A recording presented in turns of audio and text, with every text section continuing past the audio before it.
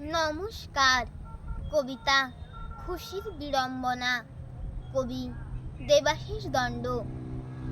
কোন ছড়াটি লিখব আমি, কোন কবিতা লিখি? সব কবিতায় তোমার কলম করছে ঝিকিমিকি। কোন কথাটি ভাববো আমি, কেমন করে ভাবি? সব ভাবনায় তোমার মনন, তোমার হাতে চাবি। কোন সুরে আর গাইবো আমি, নতুন কি আর গাই? সকল বেলায় গানের ভেলায় তোমায় যদি পাই। কোন ছবিটা আঁকবো আমি, কেমন করে আঁকি?